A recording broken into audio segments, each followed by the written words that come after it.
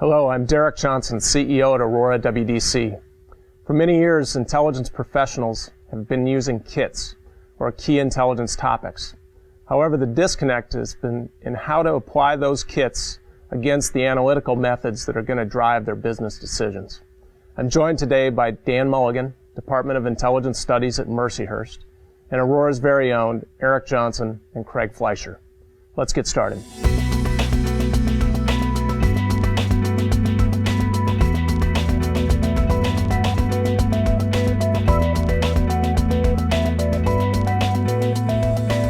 Dan, thanks for being with us today.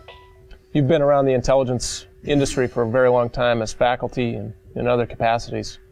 For the people at home, can you help us define what key intelligence topics actually means? Key intelligence topics were actually borrowed from the national security, national intelligence arena. And a key intelligence topic provides focus and direction for analysis. There are many analysts that look at issues. The question is, what are we going to look at so that it's usable, so that it's actionable, so we can accomplish something? There was a lot of talk initially that certain kinds of KIT topics, and there's only a few of them, but there's 3 of them in reality, KIT topics: key marketplace players, early warning, and strategic issues and decisions. So 3 major categories of topics, each of which has a variety of analytical methods that make their home naturally within those topics. Arik, you've been around the intelligence business a long time. What do you think? I believe that there are also families of analytic methods that really live together side by side. And I think of things like the core theories of innovation, which can be broken out into resources, processes, and values, value chain evolution, disruptive innovation theory, that all work together to give you a much better understanding of where the fundamental emerging competitors may come from that you might face tomorrow. Perhaps not today, but that are emerging in your market space. Other techniques are families of meta-analysis like business model analysis, which live across all 3 of those KIT protocols and are used to make decisions such as in a mergers and acquisitions context, deciding whether a candidate is qualified, who the other competitors who might be competing for that deal might be, understanding how they might behave and what motivates them in terms of where their thresholds or weaknesses are.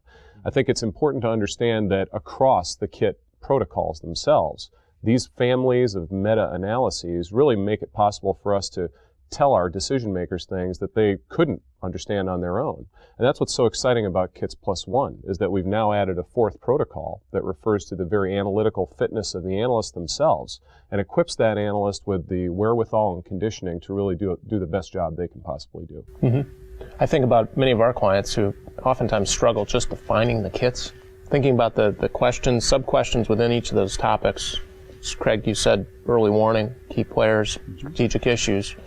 And then, the real challenge becomes being able to take those definitions of the KITs and then applying those right techniques on top of it. In fact, I'm reminded, guys, by an engagement we did in the energy sector recently, where, as you talked about, Arik, in mergers and acquisitions, we really needed to help some people understand the behavioral mechanisms for the key decision makers as part of this potential M&A deal.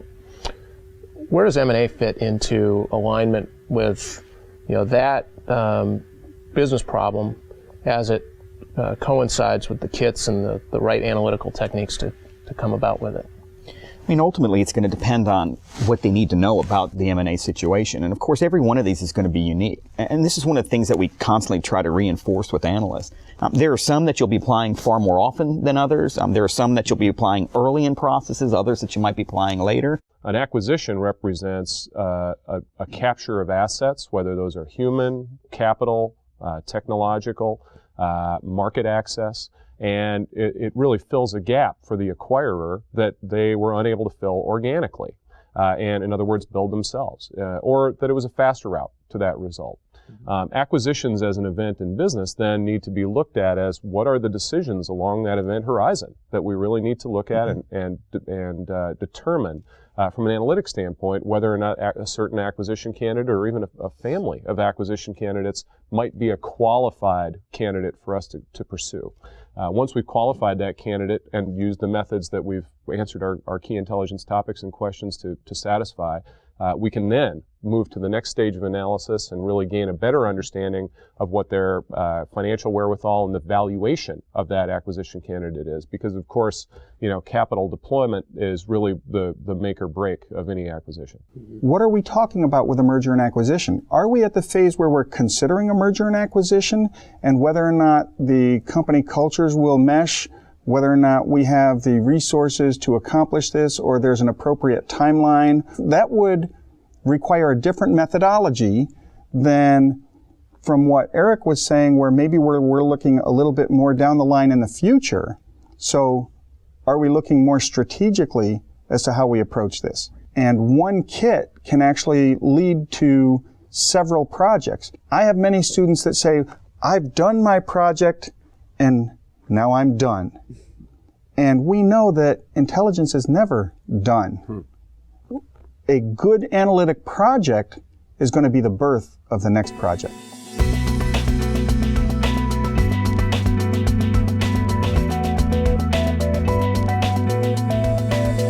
My dad said that nothing happens until somebody sells something to someone. We've had plenty of our client partners that have said, I've only gotten to the strategic piece of the equation because I first started with tactical. And I believe that one of the most underutilized ways of alignment with kits and analytical techniques is really in that tactical piece. Guys, what are we seeing there? Applications like win-loss or customer share or product portfolio analysis that seem to be a little more directly relevant to today, to getting a sale, to making money, funding the ongoing operations of the business. Those are much more tangible because they're somewhat more algorithmic in terms of the way managers look at them. They're quantifiable in ways that often strategic decisions, simply because the number of moving pieces are more elusive in terms of their impact on the firm. The good analyst surfs along a continuum between the tactical and strategic, so they're able to move pretty easily, pretty seamlessly along that continuum. So they can see the big picture and also deal with those again, trees in the forest. Those tactical techniques are useful, particularly for new analysts, for analysts that are trying to help their decision makers understand what the value of intelligence can be within their companies.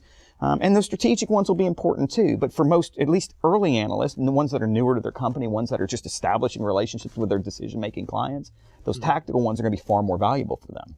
Sure, Craig. Everyone in the intelligence business wants to eventually elevate to that C-suite service level, right?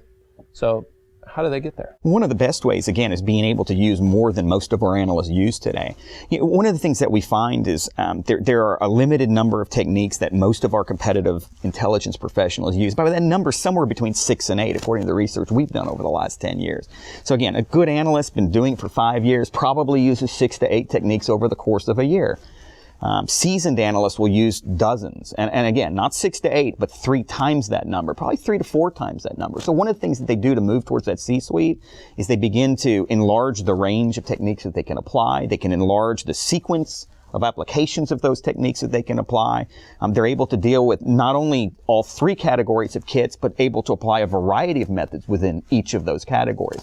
The real challenge there is, how do they decide, and who helps them decide what they're going to learn next? Because we're constantly learning, and once we have that base of 6 to 8 analytic methodologies, that becomes our analytic comfort zone. And we want to stay there. We're familiar with it. Our boss is familiar with it. We want to use that. And the best companies, obviously, they can survive. They can survive. The reason they thrive is, just as with the best analysts, they move from that 6 to 8 to 1 to 2 dozen. And most people can't do that by themselves.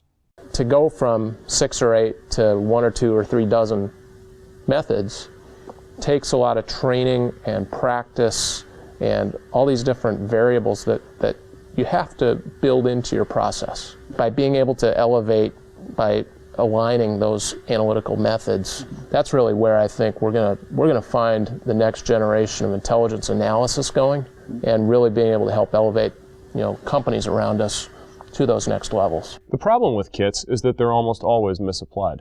They're almost always misapplied by the intelligence practitioners who are surface familiar with them. And I think what KITs+1 allows us to do is really dig into which analytic methods are in each one of those protocols and have a good understanding of where their application starts and ends. If you have a good analytic methodology, and we know this methodology is real appropriate and effective for this type of issue, we can then go back and double check and say, is that really what we're trying to answer? And unless somebody really understands what they're trying to accomplish, they'll go out, they'll find a methodology, they'll do some analysis, but what's the end result? They'll feel more confident about the decision, Absolutely. whether it's a sounder decision or not. Palliative.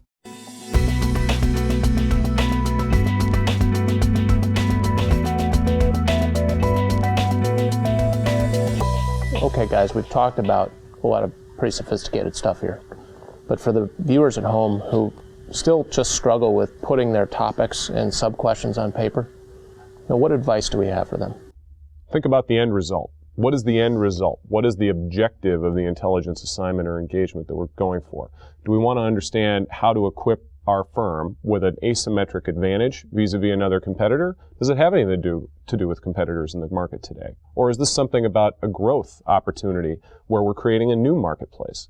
I think the real goal that every decision maker needs to help their intelligence team focus on is, this is what success looks like. Mm-hmm.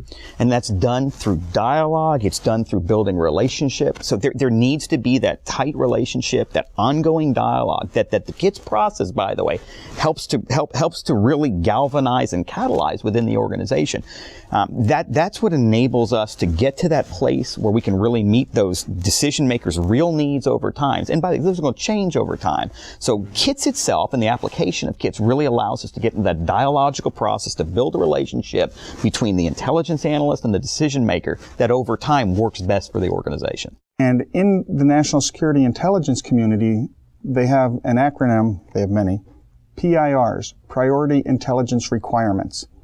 A KIT is not a panacea to solve all of the organization's issues today and in the future. A KIT is a specific, focused tasking to accomplish a specific objective. And one of the issues we run into is, if we come up with a generic, ambiguous KIT, then we're going to have trouble deciding the appropriate methodology, and we'll get to the end of the project regardless of the methodology used, and we're going to ask ourselves, did it really answer the question?